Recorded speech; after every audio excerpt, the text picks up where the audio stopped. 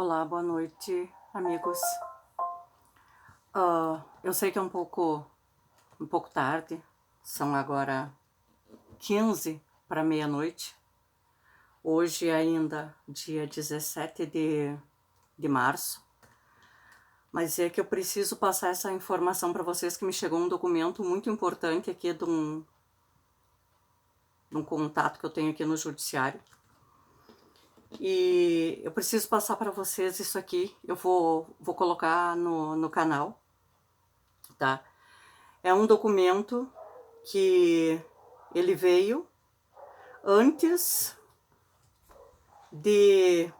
daquela, eu não sei se foi procuradora ou desembargadora, que ela pediu a PGR, e a PGR fez o pedido aos governadores, aos 27 governadores, e ao do Distrito Federal, que eles querem explicações até sexta-feira, dia 19. Do dia 16 ao dia 19, eles deram prazo de 3 dias para os governadores darem explicações, o porquê, como é que foi o uso da verba federal que veio, principalmente no que eles usaram, como foram instalados os hospitais de campanha, no que foi usado, quantas pessoas, quantos pacientes foram usados, o porquê e quando foram desativados, e o que foi feito com equipamentos, com pessoal e com insumos, enfim, tudo que foi usado e os valores que foram pagos. Então, esse documento que eu tenho aqui agora, ele foi, através dele é que foi gerado esse pedido se eu tô com o meu notebook aqui, tá? E ele foi feito esse pedido diretamente ao presidente da República, tá? É do Associação Nacional MP Pro Sociedade, tá? Que é um órgão jurídico de Muriaé, do estado de Minas Gerais. Ele é uma representação, tá? Uma representação baseado em todos os artigos da Constituição Federal. O documento eu examinei, eles são 4 páginas, tá? Eu só vou passar para vocês aqui o principal, o que se pede. Dos fatos apresentados, né? Eles citam as verbas federais que foram enviadas aos estados, a suspensão de cobrança de dívidas que os estados tinham com o governo federal, citam a pandemia, né? Que nós estamos em pandemia.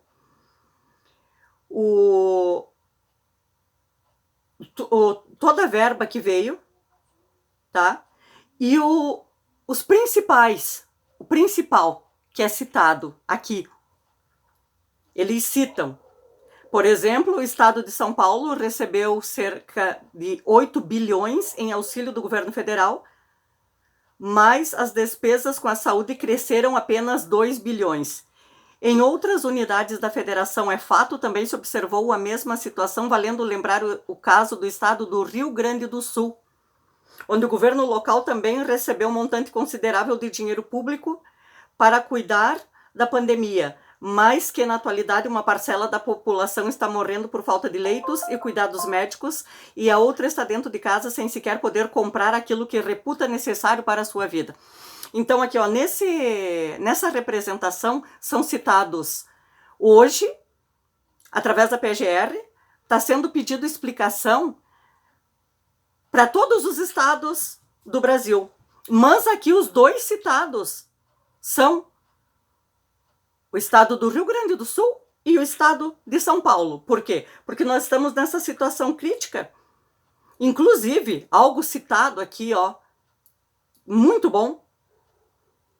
Eles citam que aqui no caso do Rio Grande do Sul, o que está acontecendo em São Paulo, os cidadãos estão sendo punidos por algo que não fizeram, suprimindo-lhes os mais básicos direitos constitucionais assegurados em nossa carta política, quase todos eles verdadeiras cláusulas pétreas impossíveis de serem restringidos por meros decretos estaduais e municipais. Direito de ir e vir, direito de reunião, direito à educação, direito ao trabalho, direito de culto, de livre iniciativa e direito de comprar o que lhe aprouver.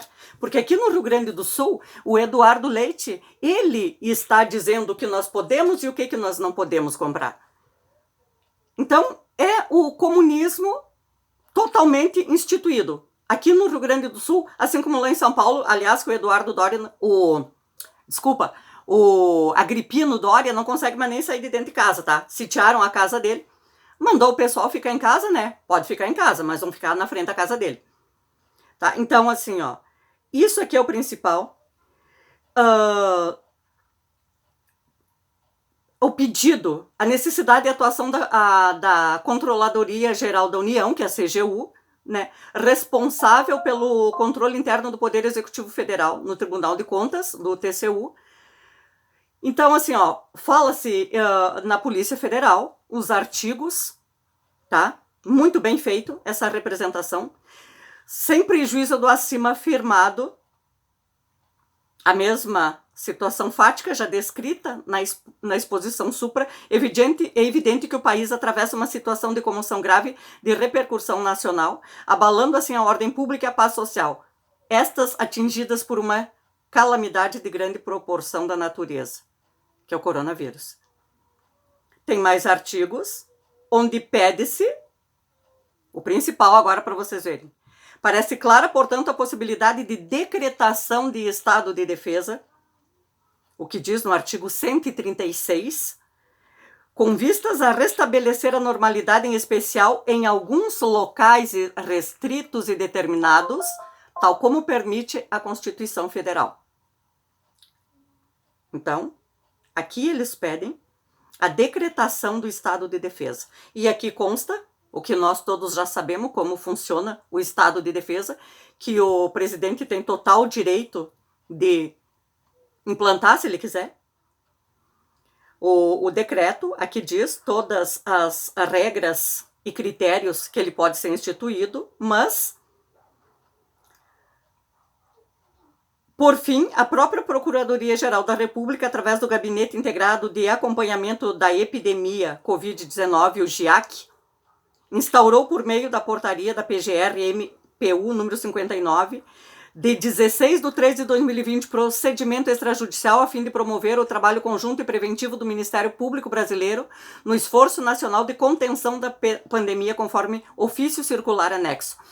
Então, esse documento é aquele que já está todo mundo sabendo que até sexta-feira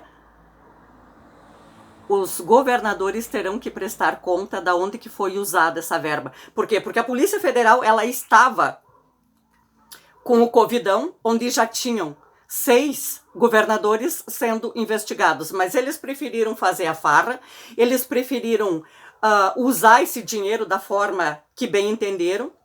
No caso, o Eduardo Leite aqui estava 3 meses com a folha de pagamento do funcionalismo público atrasado, ele foi lá e quitou, e daí o que ele fez? Ele precisa receber esses valores de impostos, que vem de quem? Do pequeno até o grande empresário, das pessoas que têm que trabalhar, do cidadão que precisa trabalhar, abrir seu pequeno, médio e grande comércio, mas ele quer todo mundo encerrado dentro de casa.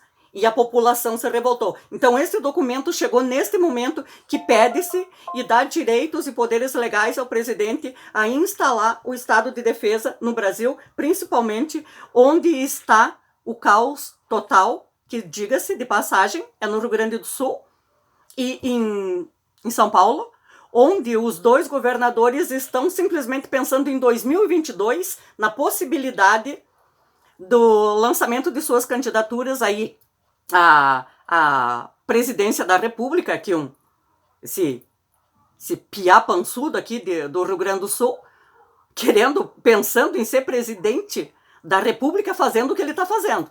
Quero ver sair na rua. Assim como está o Dória lá em São Paulo.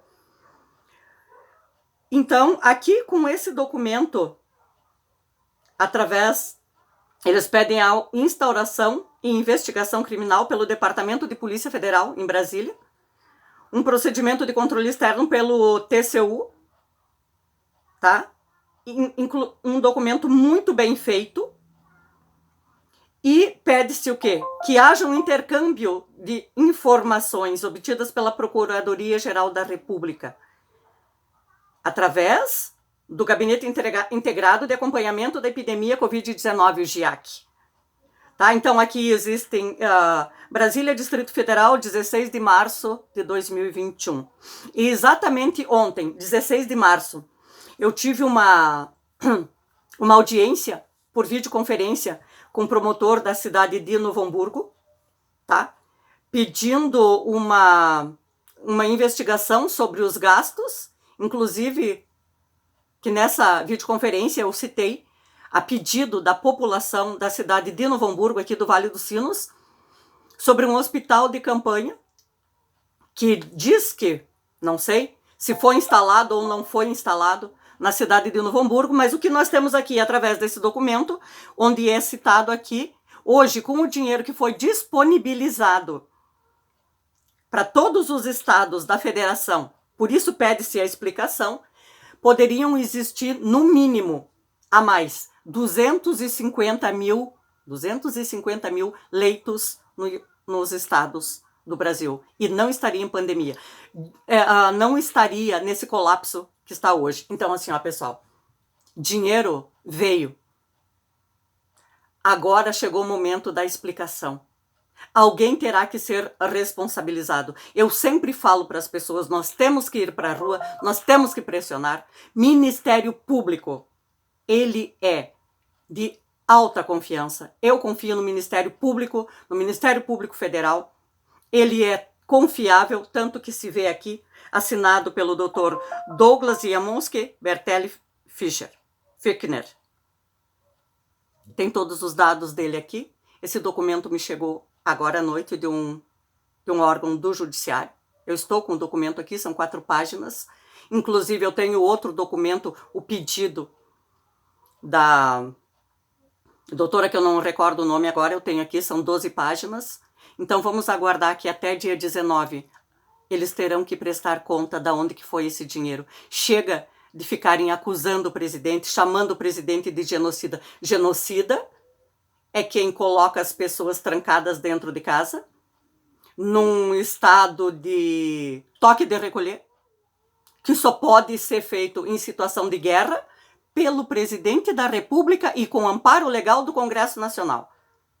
E esses filhotinho que estão tentando, 35 anos, chega a ser mais novo que meu filho mais velho, tentando ser um aprendiz de ditador, trancando as pessoas em casa, fazendo o que bem entende e achando que a população vai ficar quieta, que nós vamos acatar todos os desmandos de governadores, ditadores que estão aqui e vêm para a imprensa chamar o presidente de genocida. Genocida é quem prende a pessoa em casa, sem direito de trazer o próprio alimento para o seu filho, de ter como pagar conta, de ver filho chorando de fome. Isso é genocida. Enquanto dessas mesmas pessoas, ele quer exigir que se pague o salário deles, de impostos, de ICMS, absurdamente, onde o presidente vem e baixa, já tinha tirado a CID dos impostos, tirou o COFINS sobre os combustíveis. O que eles fizeram? Eles foram lá e aumentaram 18%, 18 governadores aumentaram o ICMS sobre os combustíveis. Sabe que está escancarado? Eles só querem derrubar o presidente. Só que hoje nós temos, tirando fora o STF, porque o STF não passa de um escritório particular de advogados do PT. Está lá só para defender os direitos da esquerda. Mas o judiciário limpo, honesto, digno que nós temos é confiável. Então, assim, pessoal, só queria passar para vocês, porque foi pedido para o presidente. E o presidente hoje tem todas as condições legais para fazer isso no Brasil. Então, tenham fé, algo vai acontecer de bom, porque está aqui, ó, documentado no judiciário, não é só rua, mas foi o resultado da rua que está acontecendo agora, tá? Fico com Deus, gente, já é meia-noite, mas eu tinha que fazer esse vídeo para vocês, tá? Um abraço, próxima novidade eu trago aqui, tá? Mas isso é o que se chama de notícia boa. O que nós brasileiros honestos e dignos, conservadores que defendemos Deus, pátria e família, é isso aqui que nós precisamos. De um judiciário assim, de advogados assim, de uma instituição assim, para nos defender os nossos direitos. Um abraço, fico com Deus.